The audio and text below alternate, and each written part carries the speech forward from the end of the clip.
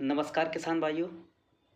आज हम फिर आपके सामने एक उपस्थित हैं एक नए टॉपिक के साथ में कि बोने से पहले कौन कौन सी बातों का ध्यान रखें जिससे हमारा उपज या उत्पादन और बूस्ट हो सके या इंक्रीज हो सके और उत्पादन में अधिक वृद्धि हो सके। तो हम छोटी छोटी बातों का ध्यान रखेंगे। तो सबसे पहली बात हमको ये याद रखनी है कि जब भी हम किसी फसल का चुनाव करते हैं या भी कोई भी वैरायटी उगाते हैं या सोचते हैं कि हम इस बार चने की खेती या फिर गेहूं की खेती या फिर सरसों की खेती एनीवन किसी की भी खेती आप करना चाहते हैं तो थोड़ा सा थोड़ी थोड़ी छोटी छोटी बातों का ध्यान रखिएगा। कैसे? सबसे पहले आप मिट्टी की जाँच करवाइए। मिट्टी की जाँच कैसी होगी? सॉइल टेस्टिंग के लिए आप अपने किसान कृषि विभाग में या फिर आप अपने किसी जो लेबोरेटरी चलती हैं विश्वविद्यालय में, कॉलेज में, तो वहाँ पे आप जाके इंटर कॉलेज वगैरह में भी ये सुविधाएँ होती हैं। तो आप वहाँ पे जाके टेस्ट करवा सकते हैं या कृषि विभाग में जाके टेस्ट करवा सकते हैं कि मेरी मृदा में कौन कौन सी चीज़ की, कौन कौन सी पोषक तत्वों की कमी है और खाद की कितनी रिक्वायरमेंट है, जो फर्टिलाइज़र की रिक्वायरमेंट है वो कितनी है। यदि फिर नहीं कर पाते हैं तो मैं आपको एक घरेलू उपाय बताता हूँ। जैसे सबसे पहले जाइएगा पंसारी की दुकान है। पंसारी की दुकान पे जाने के बाद आपको वहाँ से लेना है बेकिंग सोडा यानी खाने वाला सोडा, और 3 चीज़ें लेना है। 4 चीज़ें लीजिएगा। बेकिंग सोडा हो गया, आपका सिरका हो गया और शुद्ध पानी लीजिएगा और प्लास्टिक के 2 गिलास लीजिएगा। ओके। फिर लेने के बाद क्या है कि आप उसमें प्रोसेस कैसे इसको देखना है, कैसे क्लैरिफ़ाई करना है। तो सबसे पहले आप सॉइल टेस्ट लेंगे, सैंपल लेंगे सॉइल। तो जो 2 चम्मच एक उसी कप में पानी पहले डालना। पानी डालने के बाद 2 चम्मच आप उस पे सॉइल डालेंगे। फिर इसके बाद आप बेकिंग सोडा उसको डालेंगे। फिर इसके बाद मिलाएँगे। तो मिलाने के बाद जो उसमें झाग निकलने लगे, तो झाग निकलने लगे तो समझिए कि आप बेकिंग सोडा मिलाते हैं तो एसिडिक सॉइल हो जाएगी।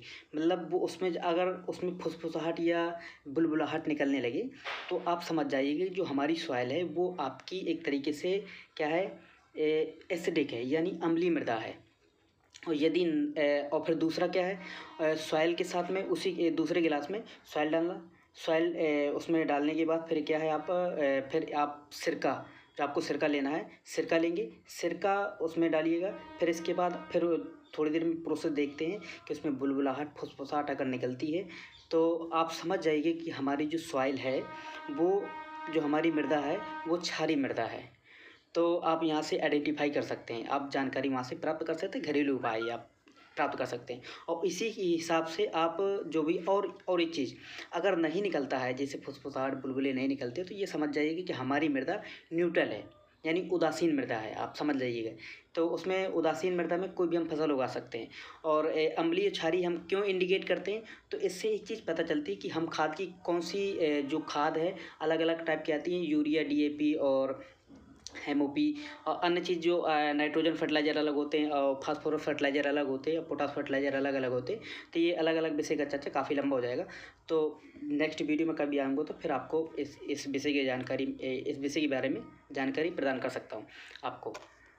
जिससे इसका क्या है कि एक सॉइल का पीएच मान पता चल जाता है। पीएच मान के हिसाब से ही आप अपनी फसल का चुनाव कर रहे हैं, जैसे कि कौन सी फसल है या कौन सी वैरायटी आप उगाना चाह रहे हैं कि वो एसिडिक सॉइल के लिए जो आपने मतलब आइडेंटिफाई किया, तो वो एसिडिक सॉइल के लिए रिक्वायर है कि नहीं है। रिक्वायर मतलब एक तरीके से वो कंफर्टेबल है, या कंफर्टेबल मतलब उस पे उग आएगी कि नहीं उग आएगी, मतलब उगने लायक है कि नहीं उगने लायक है, कि वो एसिडिक सॉइल के लिए बनाई गई वैरायटी है या क्षारीय के लिए बनाई गई वैरायटी है या न्यूट्रल या किसी भी उस पे मृदा पे उगा सकते हैं।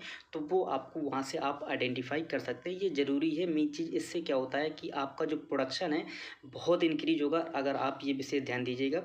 अगर फिर एक चीज़ और है मृदा की, मतलब एक तरीके से जाँच करने का घरेलू उपाय हम बता रहे हैं। आप सॉइल सैंपल लीजिए। सॉइल जो आपने खेत से मिट्टी ली है, सॉइल सैंपल लिए। और सॉइल सैंपल हम 500 ग्राम ही लेते हैं, ये समझिएगा, क्योंकि बाकी वो इस सॉइल सैंपल के विषय हम किसी अन्य टॉपिक में आएंगे। सॉइल सैंपल कैसे लेते हैं और कैसे, कितनी गहराई से लिया जाता है और कब लिया जाता है, किस क्षेत्र में लिया जाता है, तो वो पूरी जानकारी आपको दे सकते हैं। तो अभी मेन चीज़ हम कि थोड़ा सा घरेलू उपाय बताएंगे आपको कि जैसे आप सॉइल सैंपल लिए, सॉइल सैंपल लेने के बाद आपने छोटी छोटी इतनी इतनी गोलियाँ बना ली। 3 गोलियाँ बनानी है आपको। फिर इसके बाद 3 आपको कांच के गिलास लेना है जो पारदर्शी हो, या आप डिस्पोजल भी ले सकते हैं, डिस्पोजल भी पारदर्शी रहता है। तो लीजिएगा, उस पर शुद्ध पानी डालिएगा। पानी डालने के बाद क्या हो कि अलग अलग गोलियाँ तीनों गिलास में डाल देना है, आपको उस पर रख देना है। तो जैसे ही डालेंगे फिर उसको 12 से, ये घरेलू उपाय बता रहा हूँ, आप समझिएगा किसान भाइयों, ये बहुत ही मतलब सॉइल की जांच करना बहुत ज़रूरी है, क्योंकि कोई भी फसल उगाते हैं तो उसके बिना आपका उत्पादन है जो बूस्ट नहीं हो पाएगा। आप चाहे कितनी भी कोशिश करिएगा कि आपका उत्पादन इस साल बढ़ेगा तो अगले साल घट जाएगा, अगले साल बढ़ेगा तो नेक्स्ट ईयर घट जाएगा, तो ये डिसबैलेंस होता रहता है। तो अब ये ज़रूरी है, क्योंकि आप उसमें लागत लगाते हैं, अगर लागत आपका मुनाफा नहीं निकलता है तो आप किस काम का फिर वो लागत लगाना तो ज़रूरी है। तो फिर क्या करना है आपको, जैसे ही फिर वो तीनों गिलास में जो आपने मिट्टी के गोले डाले हैं उसको 24 घंटे के लिए रख दे, वो सॉरी 10 से 12 घंटे के लिए आपको रख देना है। 12 घंटे के रखने के बाद फिर उसमें निरीक्षण करना, हमको उसमें टच नहीं करना, निरीक्षण करना है कि जिसमें आपका मिट्टी घुल गई है, गिलास को देखना, दूसरे पहले गिलास को, मिट्टी घुल गई है और वो पूरी तरीके से घुल गई है, और जो पानी का कलर है, पानी का कलर मटमैला हो गया है, तो समझ जाइएगा कि आपकी जो मृदा है वो निम्न क्वालिटी की मृदा है, याद रखिएगा। और दूसरे गिलास में देखना है, अगर यदि गोला मतलब जो मिट्टी की गोली आपने डाली थी और वो मिट्टी की गोली घुल गई है, मतलब उसमें घुल गई है, घुलने के बाद उसमें जो मिट्टी का पानी का जो कलर है उसमें कोई चेंजमेंट नहीं आया है, ओनली मिट्टी उसमें घुल गई है, तो आप समझ जाइए कि जो आपकी मृदा है, सॉइल है, वो आपकी काफ़ी हद तक बहुत अच्छी मृदा है। और तीसरे गिलास में जब देखते हैं, अगर तीसरे गिलास में ये स्थिति आती है कि आपकी जो मृदा है और पूर्ण तरीके से वो आपका जो गोला बनाया आपने डाला था वो घुला ही नहीं है और 10 से 12 घंटे के बाद वो घुल रहा है, तो आप समझ जाइए कि आपकी जो सॉइल है वो बहुत अच्छी क्वालिटी की सॉइल है। आप उसमें कोई भी फसल उगा सकते हैं, कोई भी वैरायटी उगा सकते हैं, वो कम्फर्ट रहेगी आपके लिए। ये घरेलू नुस्खा है।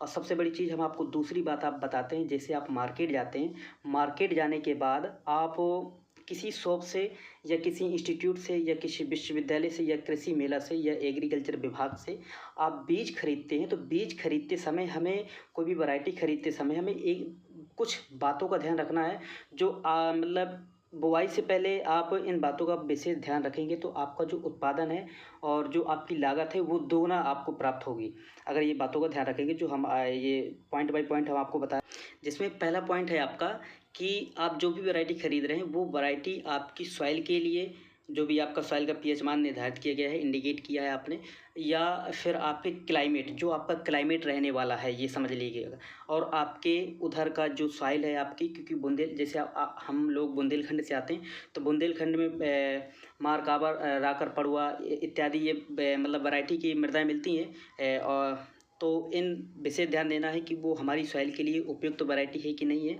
और उसका उत्पादन कितना है उसमें। और एक विशेष चीज़ ध्यान दीजिएगा कि उसमें जर्मिनेशन जो परसेंटेज है वो आपका इंक्रीज है या बढ़ा हुआ है, या आप समझ लीजिए जर्मिनेशन परसेंटेज आप कैसे चेक करेंगे। 100 बीज जैसे आपने बोया, 100 बीज बोने के बाद अगर उसमें 85 से 90%, मतलब 85 से 90 बीज आपके जर्मिनेट हो रहे हैं, तो समझ जाइए कि जो आपकी मृदा है वो जो आपका सीड है बहुत ही अच्छी वैरायटी का है। अगर इससे नीचे लो में जा रहा है तो समझ जाइए कि निम्न क्वालिटी का बीज आपको दिया गया है।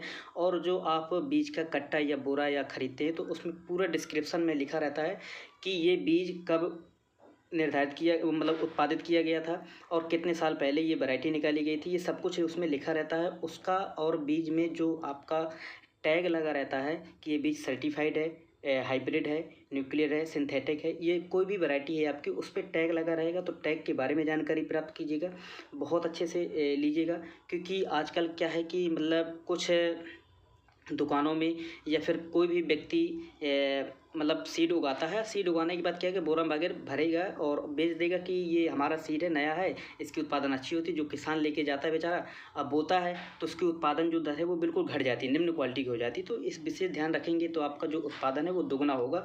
और जो मतलब सरकार के द्वारा भी योजनाएँ चलाई जाती हैं कि जो आपका किसान किया है वो दुगना होगी, तो सरकार दोगुना नहीं आय करेगी। ये समझिए कि अगर हम लोग अपनी नई नई नीतियों के साथ में, नई नई टेक्नोलॉजी के साथ में खेती करेंगे तो जो हमारी आय है हम खुद उसको अपना दुगना कर सकते हैं। तो कुछ चीज़ों को विशेष ध्यान रखें। अगर सब इन बातों का ध्यान रखेंगे तो जो आपका उत्पादन है और बीज चुनाव करने का तरीका है वो आपका बेस्ट रहेगा। क्योंकि जब भी जाइएगा कि तो बीज चुनाव बहुत अच्छे से कीजिएगा, देख परख के लीजिएगा। क्योंकि आप बीज एक बार लेते हैं, खेत में बुआई एक बार करते हैं, क्योंकि लागत भी बहुत आती है, आप दोबारा उसको रिफिलिंग नहीं कर सकते हैं। तो इसलिए आप बीज का चुनाव बहुत अच्छे तरीके से करें। उसका पूरा बायोडाटा है जो किस क्लाइमेट में है, कितना उत्पादन है इसका, कितने साल के लिए मतलब कब निकाली गई थी वैरायटी और कहाँ से निकाली गई थी वैरायटी, किस कंपनी से या किस इंस्टीट्यूट से या किसी रिसर्च सेंटर या किसी विश्वविद्यालय से निकाली गई है। तो आपके वो पूरा का पूरा ढांचा, मतलब आप उस पर जो उस पर मतलब स्लिप लगी रहती है, आप उस पर पूरा लिखा रहता है। तो उसको आप अगर किसान भाई हैं जैसे नहीं पढ़ पाते, कभी कभी वो इंग्लिश में भी लिखा रहता है, तो आपको परेशान होने की ज़रूरत नहीं। काफ़ी अगल बगल लड़के रहते हैं जो पढ़ने लिखने वाले बच्चे रहते हैं, तो उनसे आप उनको पढ़वा सकते हैं, या फिर आप जहाँ से ख़रीद रहे हैं उसके बारे में उसी से जानकारी लीजिए कि ये वैरायटी किस तरीके की है। तो कैसी लगी दोस्तों जानकारी, और ये जानकारी जो है आप सभी अपने किसान भाइयों के साथ में शेयर कीजिएगा। क्योंकि जब तक किसान भाई जागरूक नहीं होगा तो जो हमारी आय दुगना होने के लिए हमने प्रण किया है, क्योंकि लागत अधिक आती है और उत्पादन होता है बहुत कम। तो हम अपनी लागत का दोगुना उत्पादन, 3 गुना उत्पादन, 4 गुना उत्पादन हम इसी तरीके से प्राप्त कर सकते हैं। तो कैसी लगी दोस्तों जानकारी, अपने किसान भाइयों के साथ में शेयर कीजिएगा और इन सब चीज़ों के बारे में आप खुद जागरूक होइए और सबको बताइए। जय हिंद दोस्तों, जय भारत।